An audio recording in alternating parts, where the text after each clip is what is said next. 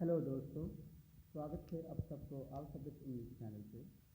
आज मैं आपके लिए लाया हूँ साइंस ऑफ प्रिपोजिशन। इस वीडियो में हम बात करेंगे प्रिपोजिशन के कितने प्रकार हैं और हर एक प्रकार को हम डिटेल्स के साथ बात करेंगे। साइंस ऑफ प्रिपोजिशन को समझने के लिए हमारे साथ बने रहिए वीडियो का आखिर तक।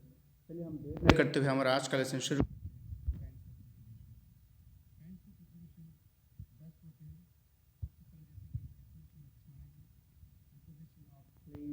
Preposition for direction or movement, preposition for agency, preposition for instrument, ठीक है, preposition for reason, preposition for origin, preposition for purpose, preposition for price, appropriate preposition। तो ये क्या है, हमारे 10 काइंड्स ऑफ प्रिपोजिशन हैं।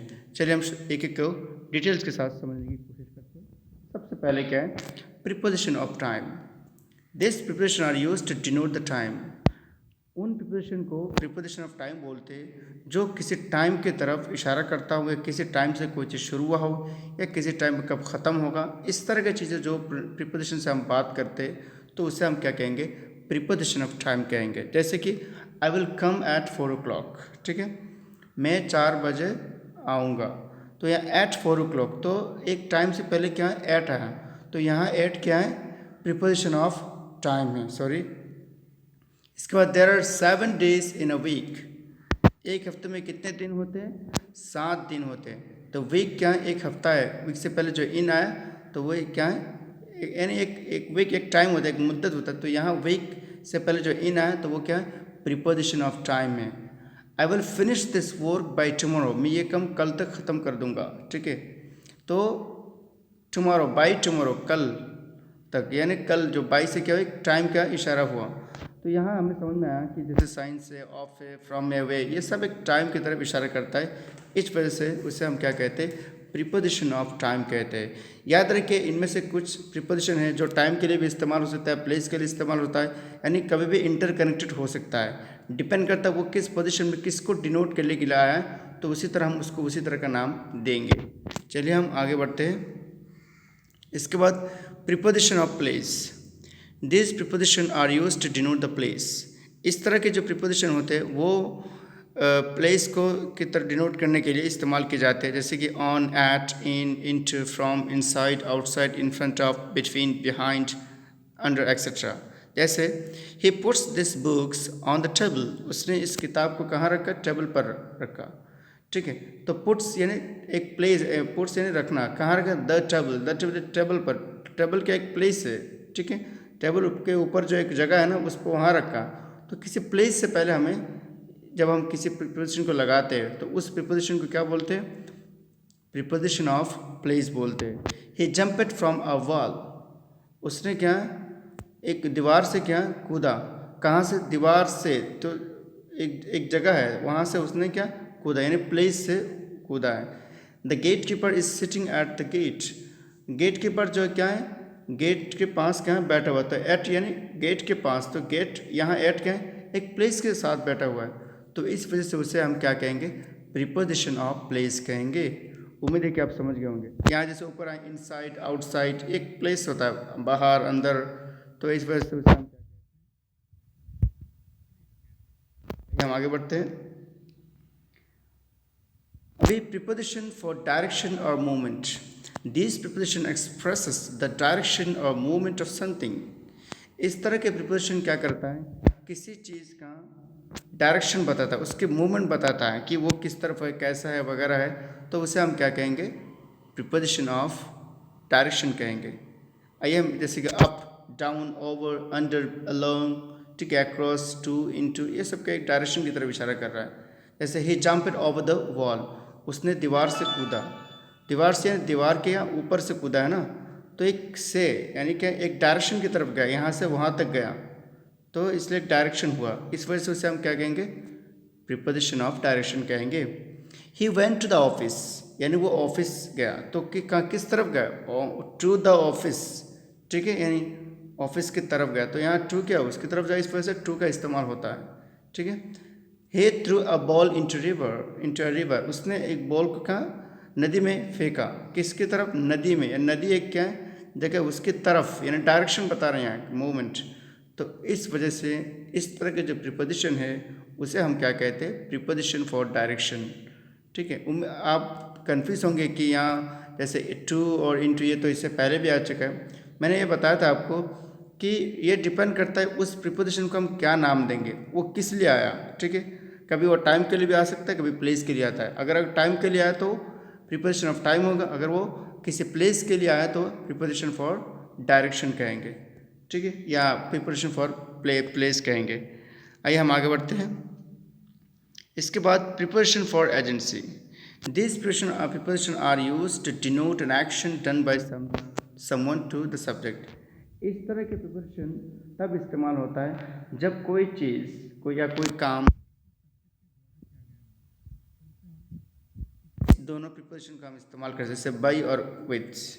ठीक है, जैसे कि the book was written by Shakespeare. ये किताब जो है किसने लिखा गया, किसके द्वारा लिखी गई, शेक्सपियर के द्वारा लिखी गई। तो बाय शेक्सपियर, इस सब्जेक्ट के द्वारा कोई काम हुआ। ठीक है, सब्जेक्ट के जरिए कुछ काम हुआ।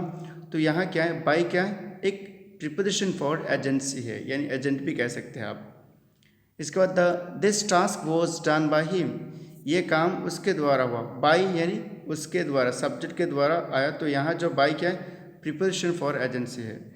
This class was filled with milk.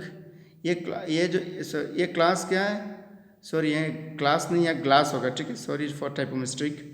This glass was filled with milk. ये ग्लास जो है किससे भरा हुआ है, मिल्क से भरा हुआ है। तो विथ ये क्या है, एक प्रीपोजिशन फॉर एजेंसी है।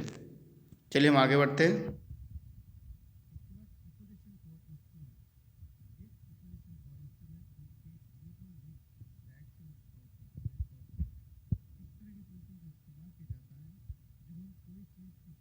जरिए करते हैं, यानी कोई चीज़ किसी के द्वारा किया गया हो। यानी पहले हमने कहा किसी इंसान के द्वारा कोई काम, यानी सब्जेक्ट के द्वारा अगर कोई काम हो तो उससे हमने पढ़ा था, क्या पढ़ा था, उसे हमने कहा प्रीपोजिशन ऑफ एजेंसी पढ़ा था। लेकिन यहाँ जिस चीज़ से अगर की गई हो, उससे पहले अगर कोई प्रीपोजिशन आए तो उसे हम क्या कहेंगे, प्रीपोजिशन ऑफ इंस्ट्रूमेंट। इंस्ट्रूमेंट क्या होता है, औजार हो जाता है, वेपन्स होता है। किसी चीज़ से हम जब काम करते हैं तो उसे कहते हैं इंस्ट्रूमेंट। जैसे the preposition for instrument indicates using which the action is performed. ठीक है, जिसके द्वारा ये, जिसके जरिए ये काम किया गया। ठीक है, जैसे ही went to office by bus. वो कहाँ ऑफिस गया, किससे, बस से गया। तो किस चीज़ से गया, बस से। ऑफिस तो गया, ठीक है, लेकिन किससे गया, बस से गया। तो बस यहाँ क्या है, एक प्रीपोजिशन ऑफ इंस्ट्रूमेंट है। ठीक है, एक जरिया है। He cut the apple with a knife. उसने एप्पल को किससे काटा, एक चाकू से काटा। किससे, विथ अ नाइफ। तो यहाँ चाकू ऐसे पहले जो विथ है तो वो क्या है, प्रीपोजिशन ऑफ इंस्ट्रूमेंट है। उम्मीद है कि आप समझ गए होंगे कि प्रीपोजिशन ऑफ इंस्ट्रूमेंट क्या होता है। आइए हम आगे बढ़ते हैं। इसके बाद प्रीपोजिशन फॉर रीजन। दीज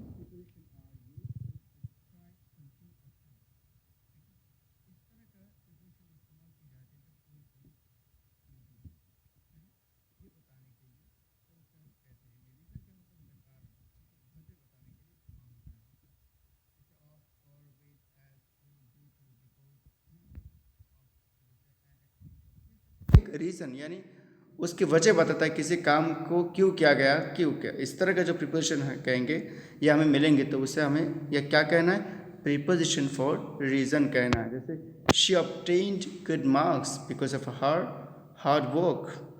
उसने अच्छे मतलब मार्क्स लाई किस वजह से, क्योंकि उसने हार्ड वर्क की, मेहनत की। इस वजह से क्यों लाई, मेहनत, यानी बिकॉज ऑफ जो यहाँ क्या है, एक प्रीपोजिशन फॉर रीज़न है। इसकी वजह से he was awarded for his excellence. उसको क्या दिया गया, अवार्ड दिया गया, यानी प्राइज़ दिया गया। क्यों, उसके टैलेंट की वजह से। तो यहाँ किसके, फॉर हिज। तो यहाँ फॉर क्या, एक कारण के काम कर रहा है, वजह के काम कर रहा है, एक वजह बता रहा है। तो इस वजह से फॉर यहाँ क्या है, प्रीपोजिशन फॉर रीज़न है। उम्मीद है कि आप समझ गए होंगे कि प्रीपोजिशन फॉर रीज़न किसे कहते हैं और उसको हम किस तरह पहचान सकते हैं। चलिए हम आगे बढ़ते हैं। इसके बाद preposition for origin. This preposition, sorry the preposition from use to describe, ठीक है, द ओरिजिन और सोर्स ऑफ पर्सन और थिंग। यहाँ जो इस तरह के जो प्रीपोजिशन यानी फ्रॉम, यानी कोई चीज़ इसका ओरिजिन क्या है, उसका असल मकसूद क्या है, किस चीज़ से वो पैदा हुआ, उसके असल मसदर क्या है। तो जब वो चीज़ बयान करे किया जाता है किसी भी प्रीपोजिशन के ज़रिए, तो उसे हम कहते हैं प्रीपोजिशन ऑफ और फॉर ओरिजिन कहते हैं।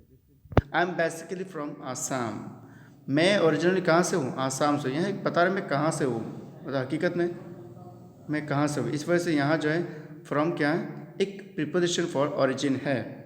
She got a beautiful dress for her from her friends, उसने एक अच्छा ब्यूटीफुल ड्रेस मिला उसे, कहाँ से, अपने दोस्त से। यानी वो चीज़ कहाँ से आया, ओरिजिन कहाँ से हुआ, अपने दोस्त से हुआ। तो इस वजह से ये जो फ्रॉम है एक प्रीपोजिशन फॉर ओरिजिन है। तो इस वजह से उसे हम क्या कहते हैं, प्रीपोजिशन फॉर ओरिजिन ही कहते हैं, क्योंकि वो सोर्स बताता है। इसके बाद क्या है, preposition for purpose. We commonly use the preposition for to describe purpose. जब हम किसी मकसद को बताने के लिए कहते हैं कि मैं ये काम क्यों कर रहा हूँ, ठीक है, ये किस वजह से किया जाएगा, ठीक है, पर्पस यानी अपने मिशन बताता है, तो उसे हम कहते हैं प्रीपोजिशन फॉर पर्पस कहते हैं। जैसे a roller is used for drawing lines, ठीक है, एक रोलर को इस्तेमाल किया जाता है ताकि वो लाइन्स को खींच सके, ठीक है, रोलर को। तो इस रोलर वो रोलर नहीं, ये रोलर यानी रोल करने वाला, ताकि वो लाइन खींच सके, फॉर ड्राइंग लाइसेंस। इसके बाद हम कह सकते हैं जैसे I am going to market for buying something, तो पर्पस बताएगा, ठीक है, यानी फॉर बाइंग समथिंग, कुछ खरीदने के लिए।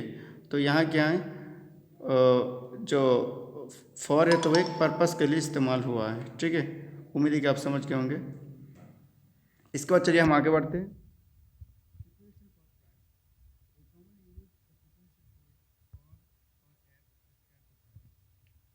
इस चीज़ की कीमत बताते हैं कि वो कितना है, ठीक है, तो उसके लिए हम फॉर एट का इस्तेमाल करते हैं। तो इसलिए उसे क्या कहते हैं, प्रीपोजिशन फॉर प्राइस कहते हैं, ठीक है। जैसे I bought this dress for 400 rupees, मैंने ये ड्रेस कितने में ख़रीदा, 400 रुपीज़ में ख़रीदा। तो यहाँ फॉर जो है प्राइस के लिए इस्तेमाल हुआ, ठीक है। इसके बाद जैसे he bought a dress at high price, उसने बहुत ज़्यादा कीमत से किया, यानी प्राइस के लिए इस्तेमाल हुआ, एट और फॉर। तो इन दोनों को क्या कहते हैं हम, प्रीपोजिशन फॉर प्राइस कहते हैं। इसके बाद चलिए हम आगे बढ़ते हैं। यह हमारा लास्ट है but not least, appropriate preposition, ठीक है। जैसे कि सम एडजेक्टिव्स, वर्ब्स और nouns are followed by particular preposition, this preposition do not follow any rule. कुछ एडजेक्टिव्स होते हैं या कुछ वर्ब्स होते हैं, ये सब, इन सब को कौन फॉलो करता है, कुछ पर्टिकुलर प्रीपोजिशन फॉलो करता है, लेकिन उनका कोई रोल नहीं होता। थोड़ा कन्फ्यूज होते होंगे, मैं आपको बताता हूँ डिटेल के साथ। अफ्रेड ऑफ, बिलोंग टू, ये दोनों। जैसे he is afraid of dogs, यानी वो कुत्तों से डरता है। तो यहाँ अफ्रेड ऑफ यानी एक, तो इस वजह से यहाँ क्या, अफ्रेड ऑफ एक यानी अप्रोप्रिएट प्रीपोजिशन है, मतलब वहाँ वो होना ज़रूरी है। जैसे this book belong to me, this book belongs to me, ये किताब मेरी है, तो बिलोंग टू, तो इस तरह का इस्तेमाल होता है, ठीक है। तो समझ गए होंगे कि आपकी अप्रोप्रिएट प्रीपोजिशन किसे कहते हैं। तो ये था हमारा आज का लेसन जो हमने आपके लिए लाया था, kinds of what, preposition, okay. इनमें हमने आपको बताया था कि हम किस प्रीपोजिशन को कब किस तरह इस्तेमाल कर सकते हैं और उसे हम किस तरह का नाम से पुकार सकते हैं या बुला सकते हैं। लेकिन एक बात आप याद रखिए, एक प्रीपोजिशन अलग अलग शक्ल में अलग अलग जगह आ सकता है, और एक प्रीपोजिशन कभी टाइम की जगह आ सकता है, प्लेस की जगह आ सकता है, पर्पस के लिए बता सकता है। डिपेंड करता है वो किस पोजीशन में है, जिस पोजीशन में वो है उसको उसी पोजीशन का को देखते हुए उसको वो नाम देना चाहिए। तो उम्मीद है कि आप समझ गए होंगे कि काइंड्स ऑफ प्रीपोजिशन क्या होता है। अगर हमारे वीडियो आपको पसंद आए तो लाइक कीजिए, शेयर कीजिए। Thank you so much, tata, bye bye.